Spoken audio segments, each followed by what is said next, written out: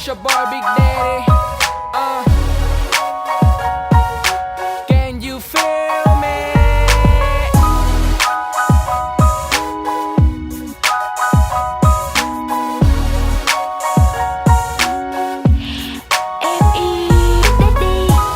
Bấy lâu nay khung cửa sổ này anh không mở để dọn nắng ấm áp gió mang về hương thơm.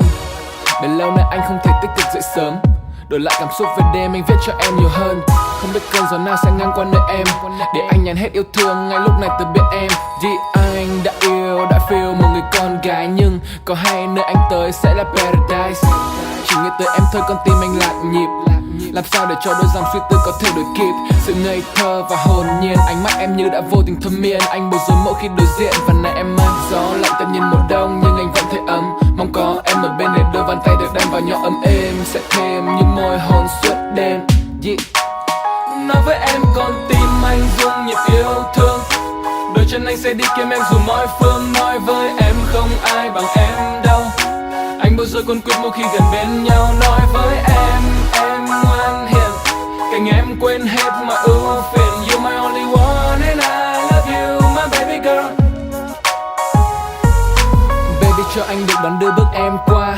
Anh muốn người ngồi sau lưng anh mỗi ngày là em. Và mọi người nhận ra rằng anh đang hạnh phúc bởi vì em là người làm ấm câu ca lạnh lẽo bấy lâu của chàng rapper. Gió mưa là việc của rơi, buồn là việc của đời. Giàu nghèo thì gặp thời, anh chỉ nhạc nhẽo thôi. Nhưng thêm em, bài nhạc của anh như được thêm đẹp. Không cần phải thêm men vì anh đã say khi nghĩ về em. Girl you know, I love you so. Sao có thể quên được gương mặt em dù mới gặp nhau. I don't need no more weed, vì em làm anh thật high cao hơn cả Wiz Khalifa. Và anh nhớ tiếng nói tiếng cười đó mỗi đêm. Và nắm tay đưa em trên những con phố nhỏ. Anh ngẩn ngơ mong thời gian đừng trôi thêm em. Dù đêm đen anh xin dẫn lối em, đừng từ chối nha em. Nói với em con tim anh rung nhịp yêu thương. Đôi chân anh sẽ đi kiếm em dù mọi phương. Nói với em không ai bằng em đâu. Anh bối rối cuốn quýt mỗi khi gần bên nhau. Nói với em ngoan hiền, cạnh em quên hết mọi ưu phiền. You my only one and I love you my baby girl.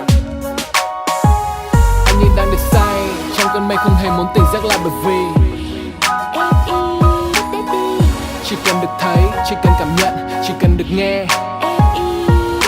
Và rồi mỗi sớm mai tỉnh dậy, giọng em nhẹ nhàng bên tai khẽ khẽ. You my only one and I love you my baby girl. Nói với em con tim anh rung nhịp yêu thương. Đôi chân anh sẽ đi kiếm em dù mọi phương. Nói với em không ai bằng em đâu. Anh bối rối cuốn quýt mỗi khi gần bên nhau. Nói với em ngoan hiền, cạnh em quên hết mọi ưu phiền.